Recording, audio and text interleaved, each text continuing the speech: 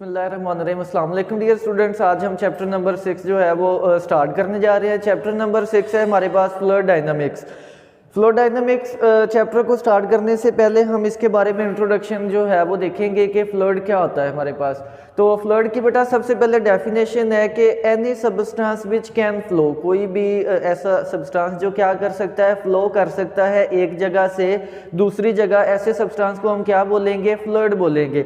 अब अगर मैटर के तौर पर हम देखें तो कौन कौन सी बेटा ऐसे सब्सटेंसेस हैं जो एक जगह से दूसरी जगह फ्लो कर सकते हैं।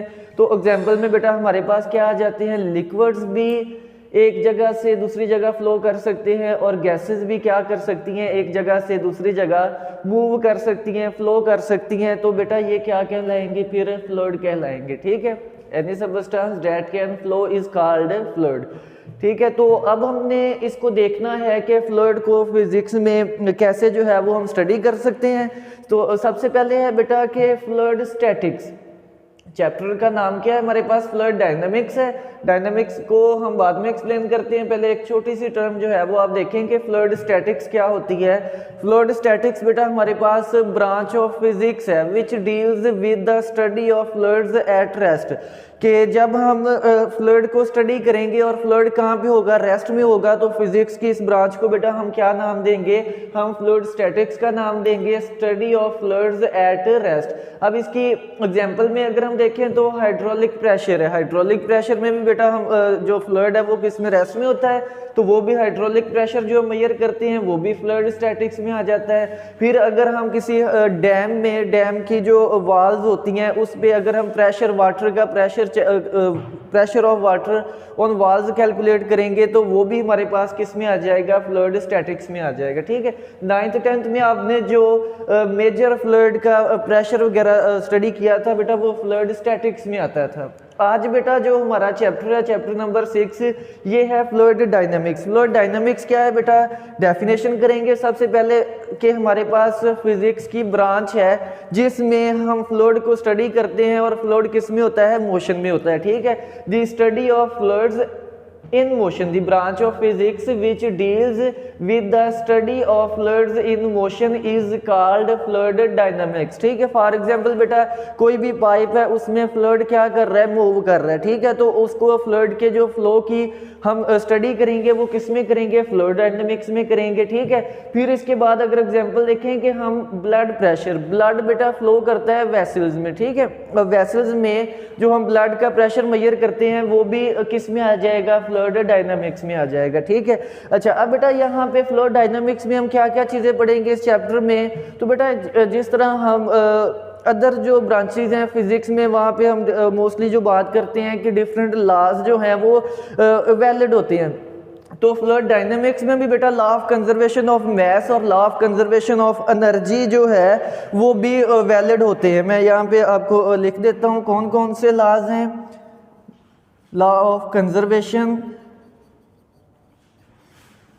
ऑफ मैस और दूसरा कौन सा है बेटा, एनर्जी।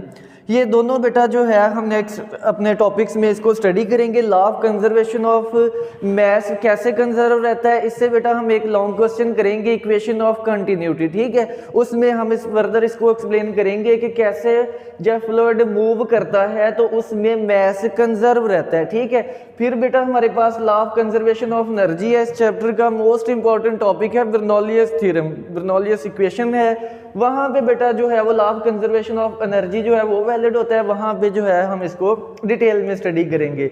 यहाँ तक था बेटा फ्लूइड डायनामिक्स की डेफिनेशन है हमारे पास। सबसे पहले फ्लूइड की डेफिनेशन की है, फ्लूइड स्टैटिक्स को एक्सप्लेन किया है, फिर उसके बाद फ्लूइड डायनामिक्स को। अब बेटा इस चैप्टर का जो फर्स्ट टॉपिक है वहाँ से अपनी जो है वो बात को आगे कंटिन्यू करते हैं। सबसे पहले इसमें एक शॉर्ट क्वेश्चन है, डेफिनेशन पेपर में मोस्टली पूछी जाती है, विस्कोसिटी।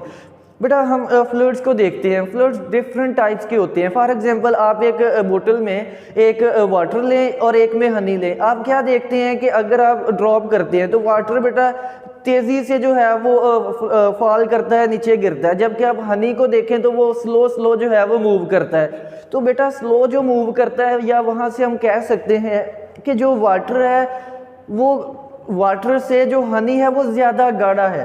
तो विस्कोसिटी को हम कैसे एक्सप्लेन करेंगे, इसका मीनिंग क्या होता है गाढ़ापन, कि अब कोई फ्लूइड जो है वो कितना ज़्यादा विस्कस है, मतलब वो कितना ज़्यादा गाढ़ा है। तो यहाँ से इसको हम डेफिनेशन करते हैं कि क्या चीज़ होती है फ्लूइड में जो इसको मोर विस्कस बनाती है।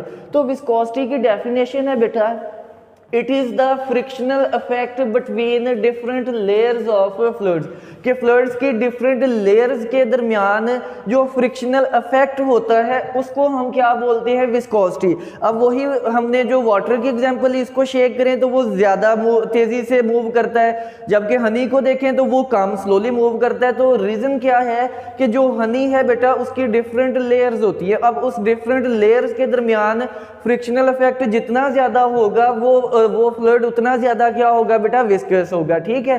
अब बेटा विस्कोसिटी को हम मेजर किस में करते हैं, उसके लिए यूज़ करते हैं कोएफिशिएंट ऑफ विस्कोसिटी। मेजर किस में करते हैं, कोएफिशिएंट ऑफ विस्कोसिटी। ये क्या है हमारे पास, ये है it is quantitative measure of viscosity. ये क्या है हमारे पास, क्वांटिटेटिव मेजर ऑफ विस्कोसिटी है कि किसी मटेरियल कोई भी सब्सटेंस वो कितना ज़्यादा विस्कस है। इसको बेटा आप इस तरह से एक्सप्लेन कर सकते हैं। फॉर एग्जांपल कोई भी फ्लूइड है ना, उसकी डिफरेंट लेयर्स होती हैं।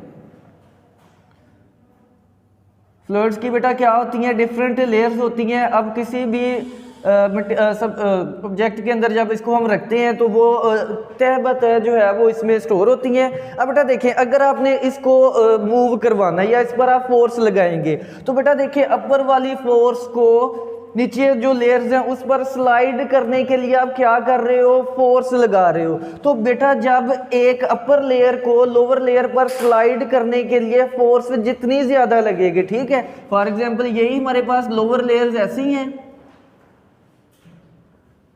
अब आपने क्या काम किया है, आपने फोर्स लगाई है। फोर्स लगाने से क्या काम हुआ है बेटा, कि जो अपर लेयर्स हैं वो स्लाइड कर गई हैं। अपर लेयर्स क्या हो गई हैं, स्लाइड कर गई हैं। अब बेटा अगर अपर लेयर्स को या लेयर्स ऑफ फ्लूइड को दूसरी लेयर्स पर स्लाइड करवाने के लिए जितनी ज़्यादा फोर्स लगानी पड़ेगी, हम क्या बोलेंगे कि उस मटेरियल की विस्कोसिटी उतनी क्या है, ज़्यादा है। तो दो तरह से हमने जो है वो विस्कोसिटी को डिफाइन किया।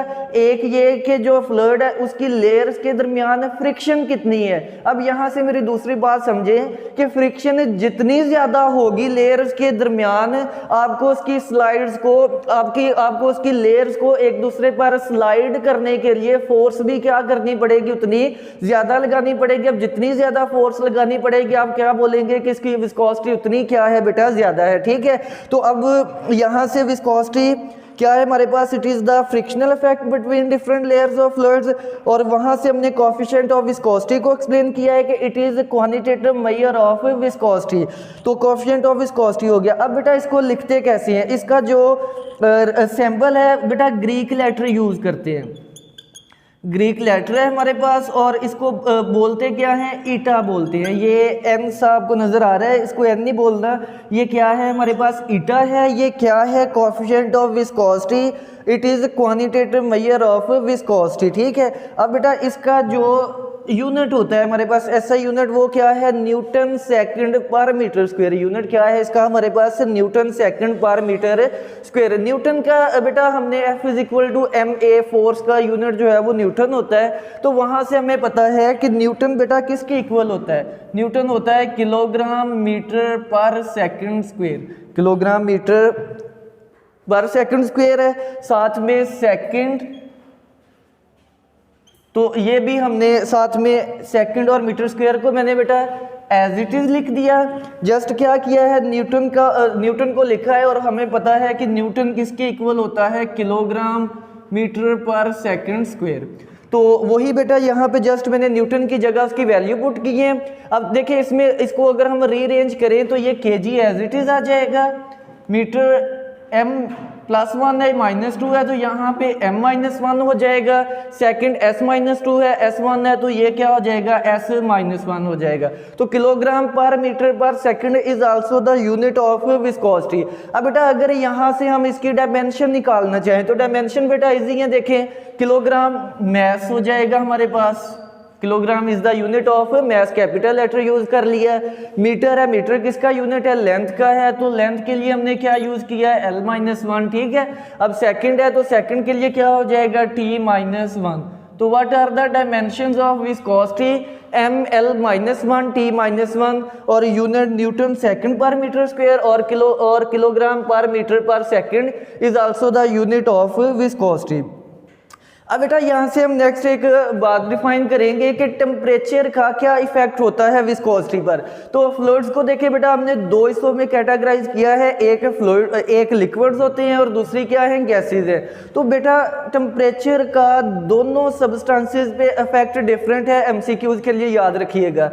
अगर तो बेटा हम बात करेंगे गैसेज की, किसकी बात करेंगे, गैसेज की, तो eta coefficient of viscosity is directly proportional to temperature. क्या मतलब इस बात का कि गैसेस के लिए जितना आप टेम्परेचर बढ़ाते जाओगे उसकी जो विस्कोसिटी है बेटा वो उतनी क्या होती जाएगी, बढ़ती जाएगी। रीजन क्या होती है कि टेम्परेचर बढ़ने से ना उसकी जो कोलिजन है आपस में वो बढ़ जाती है। गैसेस की क्या होता है कि मॉलिक्यूल्स रैंडमली मूव कर रहे होते हैं, टेम्परेचर बढ़ा देते हैं तो उनकी जो आपस में कोलिजन है काइनेटिक एनर्जी के बढ़ने से बढ़ जाती है, जिसकी वजह से जो फ्रिक्शनल इफेक्ट है उसके दरमियान वो ज्यादा हो जाता है। तो बात क्या याद रखनी है कि गैसेस के लिए टेम्परेचर आप जितना बढ़ाओगे कोएफिशिएंट ऑफ विस्कोसिटी भी बेटा उतना क्या होता जाएगा, बढ़ता जाएगा। और एमसीक्यूज के लिए याद रखिएगा कि जो गैसेस के लिए विस्कोसिटी है वो किस पे डिपेंड करती है, रेट ऑफ डिफ्यूजन पे डिपेंड करती है, ठीक है। नेक्स्ट बेटा हमने इफेक्ट ऑफ टेम्परेचर देखना है किसके लिए, लिक्विड्स के लिए। तो लिक्विड्स के लिए बेटा बात याद रखें कि लिक्विड्स में जो कोएफिशिएंट ऑफ विस्कोसिटी है वो इनवर्सली प्रोपोर्शनल होती है किसके, टेम्परेचर के। देखिए कैसे, टेम्परेचर बढ़ेगा तो कोएफिशिएंट ऑफ विस्कोसिटी मतलब इसकी जो फ्रिक्शनल इफेक्ट है वो कम हो जाएगा। फ्रिक्शनल इफेक्ट क्या हो जाएगा, कम हो जाएगा। कैसे कम हो जाएगा मैं इसको एक्सप्लेन करता हूँ। आप सब एक बात लीजिएगा कि फॉर लिक्विड्स जो विस्कोसिटी है वो डिपेंड करती है इंटरमॉलिक्यूलर फोर्सेस पे। अब बेटा देखिए जैसे जैसे आप टेम्परेचर बढ़ाते जाओगे लिक्विड का क्या करेंगे, टेम्परेचर बढ़ाते जाएंगे तो जो इंटरमॉलिक्यूलर फोर्सेस हैं वो उतनी वीक होती जाएंगी। टेम्परेचर के बढ़ाने से इंटरमॉलिक्यूलर फोर्सेस क्या होती जाएंगी, कम होती जाएंगी। यहाँ पे लेयर्स के दरमियान क्या होती हैं, इंटरमॉलिक्यूलर फोर्सेस होती हैं। जब इंटरमॉलिक्यूलर फोर्सेस वीक हो जाएंगी तो आपको एक लेयर को दूसरी लेयर पर स्लाइड करने के लिए बेटा फोर्स क्या लगाना पड़ेगी, कम लगाना पड़ेगी। अब फोर्स जितनी कम लगाना पड़ रही है मतलब उसके दरमियान फ्रिक्शन उतनी क्या है, कम है।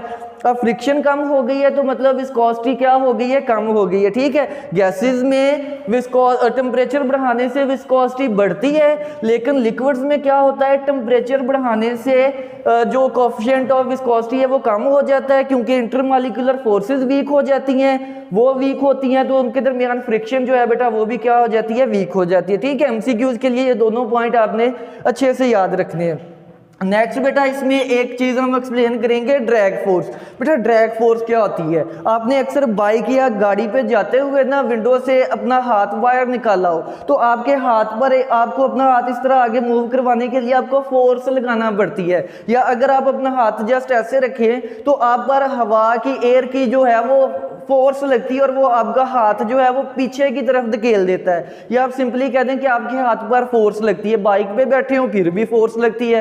तो मतलब या आप इस तरह करें, वाटर है, वाटर में आप क्या कर रहे हो बेटा, अपना हाथ डिप कर रहे हो इस तरह, ठीक है। तो आपके हाथ पर वाटर से क्या लग रही है, फोर्स लग रही है। अब बेटा मैंने एयर की बात की है, वाटर की बात की है, दोनों क्या है, दोनों फ्लूइड्स है। तो मतलब जब भी कोई ऑब्जेक्ट फ्लूइड में से मूव कर रहा है तो फ्लूइड उस पर क्या कर रहा है, उस पर फोर्स लगा रहा है। क्या बोला है मैंने कि जब भी कोई सब्सटेंस, कोई भी ऑब्जेक्ट फ्लूइड में से, चाहे वो गैसेस हो चाहे वो लिक्विड्स हो, उसमें से मूव करेगा तो वो फ्लूइड उस पर क्या करेगा, फोर्स लगाएगा। उस फोर्स को हम क्या बोलते हैं, उस फोर्स को बेटा हम ड्रैग फोर्स बोलते हैं। दूसरा नाम भी इसका याद रखिएगा, इसको फ्लूइड फ्रिक्शन भी बोलते हैं। डेफिनेशन क्या है, वही जो अभी हमने एक्सप्लेन की है कि object moving through a fluid, कोई भी ऑब्जेक्ट जो फ्लूइड में क्या कर रहा है, मूव कर रहा है, एक्सपीरियंसेस, वो एक्सपीरियंस करता है क्या चीज, रिटार्डिंग फोर्स या ऑपोजिट फोर्स जिस फोर्स को बेटा हम क्या बोलते हैं, ड्रैग फोर्स और फ्लूइड फ्रिक्शन। जब भी कोई ऑब्जेक्ट किसी फ्लूइड में से मूव करता है तो उस पर क्या लगती है, ऑपोजिट डायरेक्शन में रिटार्डिंग फोर्स लगती है। उस फोर्स को बेटा हम क्या बोलते हैं, ड्रैग फोर्स, और इसको सिंपली जो है वो हम एफ डी के नाम से लिखते हैं। ठीक है, एफ फोर्स है, डी किसके लिए, ड्रैग के लिए। अब बेटा यहाँ से नेक्स्ट हमारे पास शॉर्ट क्वेश्चन है स्टोक्स लॉ। पेपर में इस तरह आता है कि define Stokes law and give its equation. तो बेटा बात सुनिए, अभी हमने ड्रैग फोर्स को एक्सप्लेन किया है। स्टोक्स बेटा एक साइंटिस्ट था जिसने जो ऑब्जेक्ट जिस पर ड्रैग फोर्स लग रही थी उस पर लगने वाली ड्रैग फोर्स को कैलकुलेट किया था। क्या किया था उसने कि कोई भी ऑब्जेक्ट जो किसी फ्लूइड में मूव कर रहा था उस पर जो ड्रैग फोर्स लगती है उसको कैलकुलेट किया था और उसके लिए एक हमें इक्वेशन दी थी। हम इसकी डेरिवेशन नहीं करने जा रहे, हम जस्ट क्या करने जा रहे हैं, इसका फार्मूला जो है वो उसको अंडरस्टैंड करेंगे कि इस फार्मूला से रिजल्ट क्या निकलते हैं। तो बेटा देखिए, सबसे पहले ड्रैग फोर्स जो है अकॉर्डिंग टू स्टोक्स लॉ वो किसके इक्वल है, 6 पाई ईटा आर वी। यहाँ पे 6 पाई क्या है बेटा, 6 पाई कॉन्स्टेंट है। ईटा क्या है हमारे पास, उस फ्लूइड की विस्कोसिटी है कि वो जो फ्लूइड है वो कितना विस्कस है, कितना गाढ़ा है। ठीक है, फिर साथ में आर क्या है, आर उस ऑब्जेक्ट का रेडियस है जो फ्लूइड में से क्या कर रहा है, मूव कर रहा है। और ये वी क्या है बेटा, ये है वेलोसिटी ऑफ द ऑब्जेक्ट। जिस वेलोसिटी से ऑब्जेक्ट फ्लूइड में से मूव करेगा उस पर जो लगने वाली ड्रैग फोर्स है बेटा वो किसके इक्वल होगी, वो इक्वल होगी 6 pi eta are v, 6 pi eta are v. तो बेटा डेरिवेशन नहीं करनी, जस्ट हमने फार्मूला को एक्सप्लेन करना है अच्छे से। बेटा इससे नेक्स्ट देखें कि फैक्टर्स अफेक्टिंग ड्रैग फोर्स, कौन कौन से फैक्टर्स हैं जो ड्रैग फोर्स पर असरअंदाज होते हैं, जो हमने स्टोक्स लॉ से सीखे। तो वो कौन से हैं बेटा, सबसे पहले V, सबसे पहले क्या है हमारे पास, स्पीड ऑफ द ऑब्जेक्ट। जिस स्पीड से ऑब्जेक्ट क्या कर रहा है, फ्लूइड में से मूव कर रहा है, स्पीड जितनी ज्यादा होगी, ये मेरी बात अच्छे से सुनिएगा क्योंकि ये लॉन्ग क्वेश्चन में ये बात मैं रिपीट करूंगा कि स्पीड ऑफ फ्लूइड जितनी बढ़ती जाएगी ड्रैग फोर्स भी बेटा उतनी क्या होती जाएगी, बढ़ती जाएगी। ठीक है, फिर उसके बाद है साइज ऑफ स्फीयर। तो साइज जितना ऑब्जेक्ट का जो साइज है वो ज्यादा होगा उस पर लगने वाली ड्रैग फोर्स भी क्या होगी, ज्यादा होगी। कैसे, फॉर एग्जांपल बेटा आप जो है विंडो से अपना हाथ बाहर निकालते हैं, ठीक है, आपके हाथ पर क्या लगेगी, फोर्स लगेगी। अब आप क्या करते हैं, आप सारे ही विंडो से बाहर हो जाते हैं। ठीक है, बाहर गिरना नहीं है, जस्ट बाहर देखना है, एक्सपीरियंस करना है फोर्स कितनी। अब देखिए जितना आपका साइज ज्यादा बाहर होगा, बाजू होगा, तो फोर्स उतनी क्या होगी, ज्यादा हो जाएगी। ठीक है, तो स्पीड पे डिपेंड करता है, दूसरा क्या है साइज ऑफ स्फीयर पे, और थर्ड क्या है विस्कोसिटी ऑफ द मीडियम, कि जिस मीडियम में से ऑब्जेक्ट को हमने मूव करवाया है वो कितना विस्कस है। फॉर एग्जांपल यही हाथ आप क्या करें बेटा, आप एयर मतलब गाड़ी पे जा रहे हैं, हाथ बाहर निकाला है, एयर की भी कोई विस्कोसिटी है, ठीक है, वो फोर्स लग रही है। अब बेटा आप बोट पे कश्ती पे बैठे जा रहे हो, ठीक है, समंदर में आप क्या कर रहे हैं, जा रहे हैं। अब आप वाटर भी क्या है, वाटर भी बेटा फ्लूइड है। अब आप वाटर में हाथ अगर इस तरह डालें, ठीक है, तो वाटर भी आप पर क्या करेगा, ड्रैग फोर्स लगाएगा। तो अब मेरा बेटा कौन ज्यादा फोर्स लगाएगा, अब देखिए अगर स्पीड दोनों में सेम हो तो जो वाटर है वो क्या करेगा, ज्यादा फोर्स लगाएगा। क्यों, क्योंकि वाटर की विस्कोसिटी क्या है, ज्यादा है। अब यही आप एग्जांपल हनी के लिए ले आए, एक साइड पे वाटर है दूसरी साइड पे हनी है, तो फिर बेटा किस अगर दोनों सेम साइज के सेम स्पीड के साथ जाएंगे तो फोर्स कहाँ पे ज्यादा लगेगी, हनी के केस में ज्यादा लगेगी, क्योंकि हनी की विस्कोसिटी क्या होती है, ज्यादा होती है। ठीक है, तो ये फैक्टर्स हैं, वेलोसिटी पे डिपेंड करती है, साइज पे डिपेंड करती है, और जो फ्लूइड है उसकी विस्कोसिटी पे डिपेंड करती है। अब बेटा ये फैक्टर्स हो गए। अब इसकी लिमिटेशंस है कि ये जो स्टोक्स लॉ है ना बेटा, ये कहाँ पे वैलिड है। तो दो चीजें आपने याद रखनी है बेटा, एक तो माइक्रोस्कोपिक स्फेरिकल ऑब्जेक्ट, क्या है हमारे पास, माइक्रोस्कोपिक मतलब स्मॉल साइज के ऑब्जेक्ट्स, और उनकी शेप कैसी होनी चाहिए, स्फेरिकल होनी चाहिए। स्टोक्स लॉ कहाँ पे एप्लीकेबल है, ऑब्जेक्ट कैसे होने चाहिए, माइक्रोस्कोपिक, छोटे होने चाहिए, और उनकी शेप कैसी होनी चाहिए, स्फेरिकल होना चाहिए। ठीक है, एक लिमिटेशन बेटा ये हो गई। सेकंड ये है कि velocity should be slow, velocity should be slow. ये बेटा एमसीक्यूज के लिए याद रखनी है कि दो जगह भी एप्लीकेबल है। एक है माइक्रोस्कोपिक स्फेरिकल ऑब्जेक्ट होने चाहिए, छोटे साइज के स्फेरिकल, जिस तरह रेन ड्रॉप्स होते हैं, ठीक है, गोल से बिल्कुल वो स्फेरिकल। तो एक तो माइक्रोस्कोपिक स्फेरिकल होना चाहिए, दूसरी वेलोसिटी शुड बी स्लो। बेटा ये जो भी हम बात कर रहे हैं ना कि ड्रैग फोर्स लगेगी, जिसको हम स्टोक्स लॉ से कैलकुलेट कर रहे हैं, ये वहाँ पे ज़्यादा एप्लीकेबल होगी, या कह लें कि एप्लीकेबल होगी जब ऑब्जेक्ट की स्पीड क्या होगी, स्लो होगी, ठीक है। अगर इट हैज़ बीन सीन, ये देखा गया है कि अगर ऑब्जेक्ट की स्पीड बहुत ज़्यादा हो, ऑब्जेक्ट की स्पीड क्या हो, बहुत ज़्यादा हो, तो फिर जो ड्रैग फोर्स है ना बेटा वो सिंपली वेलोसिटी के डायरेक्टली प्रोपोर्शनल नहीं होती। क्या बोला है मैंने कि अगर ऑब्जेक्ट की स्पीड वेलोसिटी क्या होगी, बहुत ज़्यादा होगी, तो ड्रैग फोर्स सिंपली वेलोसिटी के डायरेक्टली प्रोपोर्शनल नहीं होगी, बल्कि आप बीएससी में ये देखेंगे कि फिर जो है वेलोसिटी के स्क्वायर के डायरेक्टली प्रोपोर्शनल आ जाती है अगर स्पीड क्या होती है, बहुत ज़्यादा होती है। तो ये एमसीक्यूज के लिए देखेंगे। यहाँ तक बेटा हमने शॉर्ट क्वेश्चन और एमसीक्यूज के लिए यहाँ पे देखना है आपने।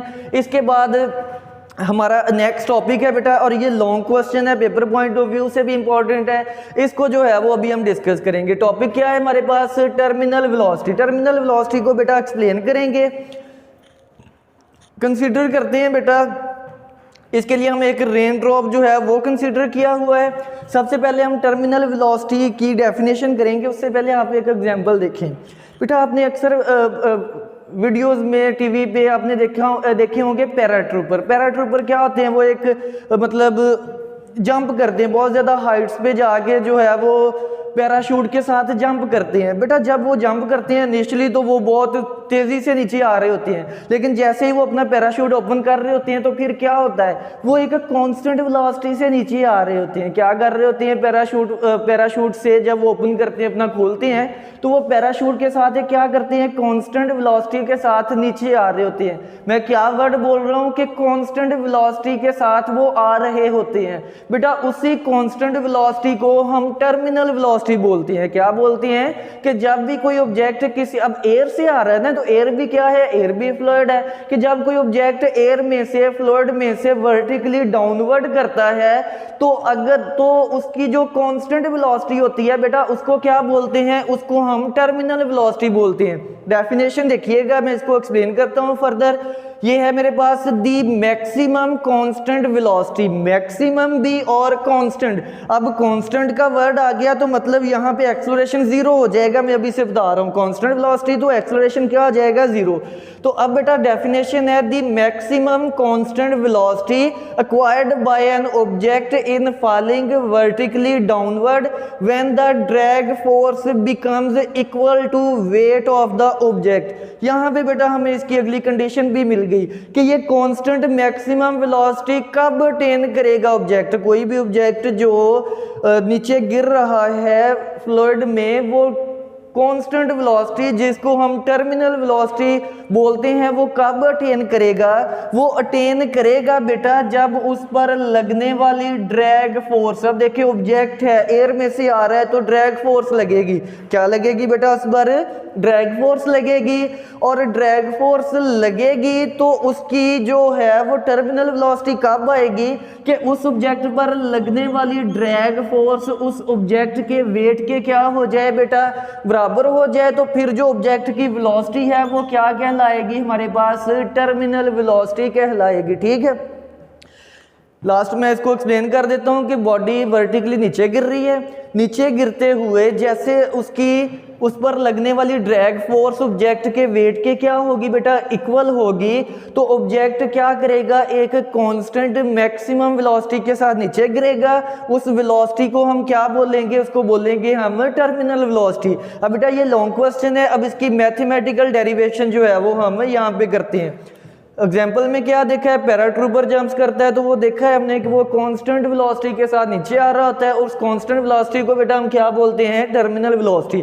अब बेटा इसकी एक्सप्लेनेशन है, इसमें हम मैथमेटिकल डेरिवेशन भी करेंगे। अब बेटा उसके लिए स्टोक्स लॉ अप्लाई करना है, हमने क्या अप्लाई करना है, स्टोक्स लॉ। तो उसकी लिमिटेशन के ऑब्जेक्ट कैसा होना चाहिए, माइक्रोस्कोपिक स्फेरिकल, और उसकी स्पीड भी क्या होनी चाहिए, स्लो होनी चाहिए।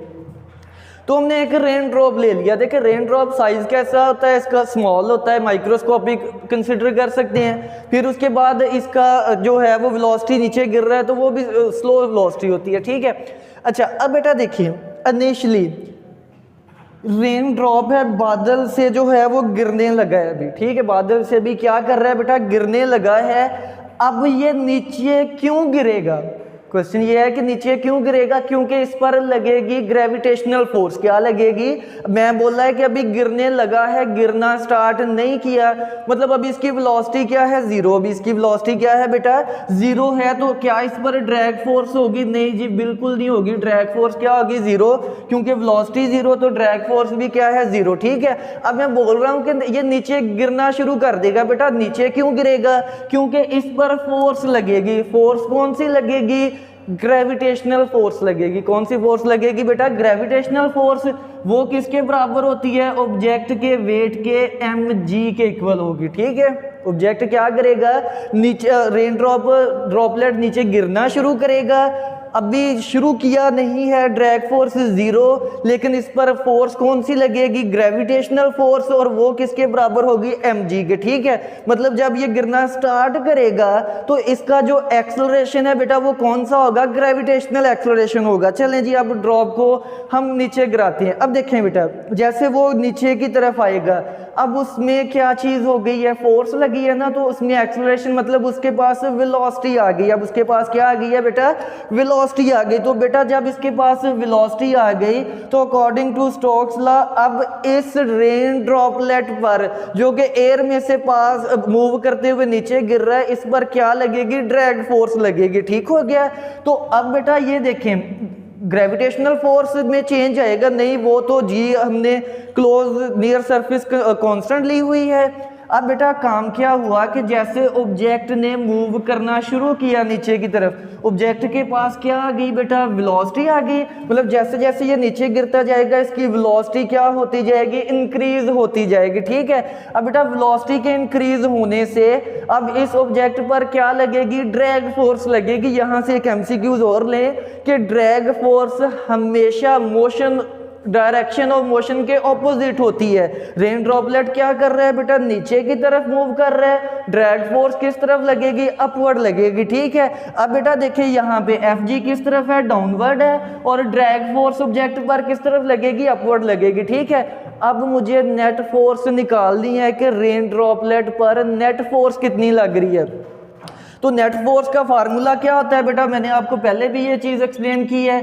ये ऑब्जेक्ट है, इस पर 15 न्यूटन डाउनवर्ड फोर्स लग रही है, अभी 5 न्यूटन जो है वो अपवर्ड फोर्स लग रही है। तो नेट फोर्स इस पर कितनी लग रही है बेटा, इस पर जो है वो 10 न्यूटन फोर्स लग रही है, ठीक है। रेन ड्रॉपलेट नीचे आ रहा है, ग्रेविटेशनल फोर्स नीचे की तरफ, ड्रैग फोर्स ऊपर की तरफ। तो जो नेट फोर्स है बेटा वो किसके इक्वल होगी, वो इक्वल होगी हमारे पास वेट डाउनवर्ड, और ड्रैग फोर्स किस तरफ है बेटा, अपवर्ड। तो ये हमारे पास क्या आ जाएगी, इस पर लगने वाली नेट फोर्स आ जाएगी, ठीक है।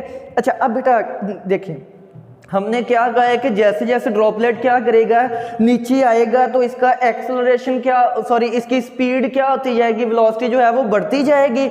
अब देखें नीचे आ रहा है, वेलोसिटी यहाँ से फर्दर क्या हो गई है, इंक्रीज हो गई है, ठीक है। जैसे जैसे नीचे आ रहा है वेलोसिटी क्या हो गई है, बढ़ गई है। अब बेटा वेलोसिटी के बढ़ने से जो ऑब्जेक्ट पर लगने वाली ड्रैग फोर्स है वो भी क्या हो गई है, ज्यादा हो गई है। तो यहाँ पे हम क्या कह सकते हैं, चूंकि ड्रैग फोर्स डायरेक्टली प्रोपोर्शनल है वेलोसिटी के, वेलोसिटी नीचे आते हुए बढ़ गई है, तो इस ऑब्जेक्ट पर लगने वाली जो ड्रैग फोर्स है वो भी क्या हो गई है, बढ़ गई है। देखें यहाँ पे वेक्टर मैंने स्मॉल लिखा बनाया, क्यों, क्योंकि यहाँ पे स्पीड स्लो थी तो ड्रैग फोर्स भी क्या थी, कम। यहाँ पे मैंने वेक्टर ड्रैग फोर्स का बड़ा कर दिया, क्यों, क्योंकि वेलोसिटी बढ़ गई तो ड्रैग फोर्स भी क्या हो गई, बढ़ गई।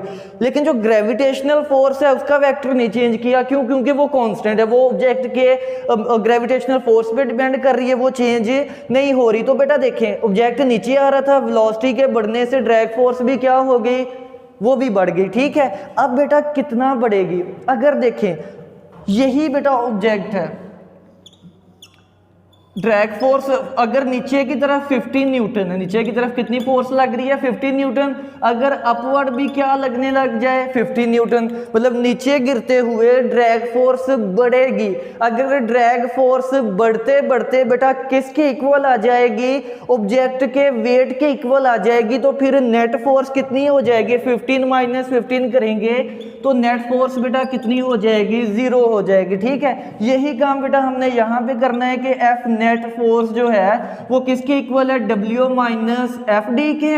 अब बेटा हमने क्या कंडीशन की है कि ऑब्जेक्ट नीचे मूव करते हुए इसकी वेलोसिटी बढ़ रही थी, अब बढ़ते बढ़ते इतनी बढ़ गई कि अब ड्रैग फोर्स जो है वो इसके वेट के क्या हो गई है, बराबर हो गई है। तो फिर बेटा इनका जो नेट फोर्स है हमारे पास वो क्या हो जाएगी, 0 हो जाएगी। इक्वेशन को हम कंपेयर करेंगे तो 0 is equal to W minus क्या हो जाएगा, एफ डी हो जाएगा। अब यहाँ से एफ डी बेटा नेगेटिव है, हमने क्या चीज निकालनी है, टर्मिनल वेलोसिटी का एक्सप्रेशन निकाल दें। ठीक है, तो एफ डी बेटा नीचे दूसरी साइड पे आएगा तो एफ डी किसके इक्वल हो जाएगा, डब्ल्यू के इक्वल हो जाएगा। ठीक है, अब यहाँ से एफ डी ड्रैग फोर्स बेटा फार्मूला क्या होता है हमारे पास, फार्मूला लिखेंगे, ड्रैग फोर्स का फार्मूला है 6 पाई ईटा आर और साथ में वी टी। बेटा ये वी टी क्यों लिख दिया मैंने, यहाँ पे तो वी था बेटा, ये यहाँ पे वी टी आएगा, क्यों आएगा, क्योंकि हमने क्या कंडीशन पुट की है कि वेट किसके बराबर आ गया है, ड्रैग फोर्स के। तो जब किसी ऑब्जेक्ट का वेट ड्रैग फोर्स के बराबर आ जाता है तो ऑब्जेक्ट की वेलोसिटी क्या बन जाती है, टर्मिनल वेलोसिटी बन जाती है। तो इस एक्सप्रेशन में वी की जगह बेटा हम क्या लिखेंगे, वी टी लिखेंगे। ठीक है, अब बेटा नेक्स्ट जो है हमने वी टी को जो है वो फाइंड करना है, तो उसके लिए ये साइड जो है यहाँ पे हम इसको करते हैं। अच्छा, तो 6 by eta are V T is equal to क्या था बेटा, हमारे पास एम जी था। अब इस इक्वेशन से हमने टर्मिनल वेलोसिटी जो है वो मालूम करनी है, तो उसके लिए देखिए हम क्या करते हैं बेटा, 6 बाई ईटा आर को दोनों साइड पे डिवाइड कर देते हैं, 6 बाई ईटा, और यहाँ पे क्या हो जाएगा, आर हो जाएगा। ठीक है, अब बेटा यहाँ से ये रिलेशन कैंसिल हो जाएगा, तो वी टी बेटा किसके इक्वल हो जाएगा, M G divided by 6 pi eta और आर। ठीक है, टर्मिनल वेलोसिटी क्या रिलेशन आ गया बेटा हमारे पास, एम जी, और दूसरी साइड पे क्या है हमारे पास, डिवाइडेड में 6 बाई ईटा आर। यहाँ पे बेटा एक बात देखिएगा, जी क्या है, ग्रेविटेशनल कांस्टेंट, 6 बाई कांस्टेंट, ईटा ये भी कोएफिशिएंट ऑफ विस्कोसिटी कांस्टेंट है एक फ्लूइड के लिए। तो बेटा यहाँ पे बात याद रखें कि अगर ऑब्जेक्ट का मैस हो कांस्टेंट, ऑब्जेक्ट का मैस क्या हो बेटा, कांस्टेंट हो, तो मैस भी क्या हो गया फिर कांस्टेंट। अब इस एक्सप्रेशन में देखें V T is equal to M G over 6 pi eta और 1 ओवर आर, बेटा इस तरह लिख सकते हैं हम। तो अब बेटा यहाँ से क्या रिलेशन निकल रहा है, यहाँ से आ रहा है कि अगर मैस भी कांस्टेंट हो जाए तो इस ब्रैकेट में ये सारा फैक्टर क्या हो जाएगा, कांस्टेंट हो जाएगा। तो यहाँ से हम क्या बेटा कह सकते हैं, यहाँ से हम कह सकते हैं कि जो टर्मिनल वेलोसिटी है वो इन्वर्सली प्रोपोर्शनल है किसके, रेडियस ऑफ द ऑब्जेक्ट के। ये एमसीक्यूज के लिए याद रखिएगा कि अगर ऑब्जेक्ट का मैस क्या होता है, कांस्टेंट, तो फिर जो टर्मिनल वेलोसिटी है वो ऑब्जेक्ट के साइज के क्या होती है, इन्वर्सली प्रोपोर्शनल। ऑब्जेक्ट का साइज जितना बड़ा होगा उसकी जो टर्मिनल वेलोसिटी है वो उतनी क्या होगी, कम होगी। ठीक है, पैराट्रूपर नीचे आ रहा है, अगर आप चाह रहे हैं कि वो नीचे आते हुए उसकी जो टर्मिनल वेलोसिटी है बेटा वो कम हो, तो आप क्या करेंगे, पैराशूट का साइज उतना ही बढ़ाते जाएंगे। लेकिन बात का यहाँ पे ख्याल रहे कि मैस नहीं चेंज करना, मैस चेंज हो जाएगा तो फिर ये वाला फैक्टर यहाँ पे एप्लीकेबल नहीं होगा। अब बेटा हमने इसका एक और एक्सप्रेशन जो है वो टर्मिनल वेलोसिटी का निकालना है, वो देखिएगा कि हमने बेटा एक फार्मूला किया था कि डेंसिटी किसके बराबर होती है, density is equal to mass over volume. तो यहाँ से बेटा हम डेंसिटी लिख सकते हैं, मैस लिख सकते हैं, और यहाँ पे ये क्या हो जाएगा, वॉल्यूम। अगर बेटा हमने मैस को निकालना हो तो मैस किसके इक्वल हो जाएगा, रो साथ में वॉल्यूम क्या हो जाएगा, मल्टीप्लाई। अब बेटा ये मैस मैं क्यों सेपरेट कर रहा हूँ, इस फार्मूला में मैंने मैस की वैल्यू पुट करके यहाँ पे टर्मिनल वेलोसिटी का एक और रिलेशन निकालना है। अब बेटा यहाँ पे एक बात देखिएगा कि ये क्या है, हमारे पास वॉल्यूम है। किसका वॉल्यूम है, इस ड्रॉपलेट का। इस ड्रॉपलेट की शेप कैसी है, स्फेरिकल है। तो स्फेयर का बेटा वॉल्यूम क्या होता है, स्फेयर का वॉल्यूम होता है 4/3 पाई आर क्यूब। क्या होता है बेटा, 4/3 पाई आर क्यूब। तो यहाँ पे वॉल्यूम की बेटा वैल्यू यहाँ पे ही पुट कर देते हैं। तो m इज इक्वल टू रो साथ में 4/3 क्या आ जाएगा, पाई आर क्यूब हो जाएगा। ठीक है, ये बेटा मैस आ गया, उस ड्रॉपलेट का हमने निकाल लिया। ठीक है, अब यही मैस हम क्या करते हैं बेटा, इस रिलेशन में पुट करते हैं। तो करते हैं तो फाइनल देखें क्या रिलेशन आता है हमारे पास, v T is equal to, यहाँ पे हो जाएगा मैस की जगह ये वैल्यू पुट कर रहा हूँ, रो 4/3 पाई आर क्यूब हो जाएगा और डिवाइडेड बाय, साथ में बेटा ये मैस की वैल्यू लिखी है, जी अभी रहता है तो साथ में हम क्या कर देते हैं, जी भी लिख देते हैं। अब डिवाइडेड में क्या था, डिवाइडेड में था बेटा 6 पाई ईटा आर। तो यहाँ पे हो जाएगा 6 पाई ईटा और ये क्या हो जाएगा, आर हो जाएगा। कैंसिलेशन हो रही है जी बेटा, यहाँ पे देखें कि पाई से ये पाई क्या हो जाएगा, कैंसिल हो जाएगा। ये आर से यहाँ पे क्यूब है, कैंसिल करेंगे तो क्या बच जाएगा, 2। यहाँ पे बेटा 4 है, 2 बच जाएगा और यहाँ पे 6 है तो क्या बच जाएगा, 3 बच जाएगा। ठीक है, इसको रीअरेंज करेंगे तो क्या आ जाएगा बेटा, ये जी को आप पहले लिख लें इसके साथ, रो के साथ, और ये 2 बेटा बच गया। ये 3 है इधर नोमिनेटर में है, लेकिन यहाँ ये 3 से क्या हो जाएगा, मल्टीप्लाई 2/9 हो जाएगा। ये रो बेटा एज इट इज आ गया, ये जी लिख लें, साथ में ये क्या बच गया था, आर स्क्वायर, और नीचे क्या बच गया, जस्ट ईटा बच गया है एन। ठीक है, तो ये हमारे पास क्या आ गई है, terminal velocity. Terminal velocity final relation क्या आ गया, 2 रो जी, साथ में क्या है बेटा, आर स्क्वायर है, और ये क्या है, 9 ईटा। ये इसको मैंने पहले क्यों लिखा है, क्योंकि इतना जो फैक्टर है ना बेटा हमारे पास, ये देखें कांस्टेंट है। कैसे कांस्टेंट है, 2/9 नंबर है, रो डेंसिटी कांस्टेंट है, जी भी कांस्टेंट है और ईटा भी क्या है, कांस्टेंट है। ठीक है, तो ये बेटा हमारे पास फाइनल रिलेशन आ गया किसका, टर्मिनल वेलोसिटी का। एक्सरसाइज का न्यूमेरिकल नंबर 6.1 जो है बेटा, वो भी आप टर्मिनल वेलोसिटी से रिलेटेड है, लेकिन वहाँ पे आपने आर मालूम करना है, तो वो इस फार्मूला से करेंगे आप, ये वाला फार्मूला वहाँ पे एप्लीकेबल नहीं होगा। ठीक है, इसी से तो हम इसको ड्राइव कर रहे हैं, तो इसमें कोई भी प्रॉब्लम नहीं है। अब बेटा बात याद रखिए, यहाँ पे हमने एक बात की थी कि अगर मैस कांस्टेंट हो, मैस क्या हो, कांस्टेंट हो, तो terminal velocity radius size of the object के इनवर्सली प्रोपोर्शनल है। ठीक है, लेकिन यहाँ पे बेटा हम बात करेंगे कि अगर डेंसिटी कांस्टेंट हो, डेंसिटी क्या हो बेटा, कांस्टेंट रहे हमारे पास, तो फिर ये वाला फैक्टर देखें, 2 तो कांस्टेंट है, रो भी कांस्टेंट कह दी हमने, जी भी कांस्टेंट है, 9 ईटा भी क्या है, कांस्टेंट है। तो फिर 2 रो जी ओवर 9 ईटा, ये सारा फैक्टर क्या हो जाएगा बेटा, कांस्टेंट। तो यहाँ से बेटा क्या हो जाएगा, V T is equal to constant, साथ में क्या हो जाएगा, आर स्क्वायर। अब कांस्टेंट की जगह हम क्या लिख सकते हैं, V T is directly proportional to R square. ये बेटा बात एमसीक्यूज के लिए याद रखनी है कि अगर डेंसिटी कांस्टेंट हो तो terminal velocity radius of the object के स्क्वायर के क्या होती है, डायरेक्टली प्रोपोर्शनल। और अगर ऑब्जेक्ट का मास कांस्टेंट हो तो फिर टर्मिनल वेलोसिटी रेडियस या साइज ऑफ द ऑब्जेक्ट के क्या होती है, इनवर्सली प्रोपोर्शनल होती है। तो ये दोनों चीज़ें आपने माइंड में रखनी है। इसको लॉन्ग क्वेश्चन के लिए देख लें बेटा, अगर कोई प्रॉब्लम हो तो आप बाद में डिस्कस कर सकते हैं। ठीक है बेटा, अल्लाह हाफ़िज़।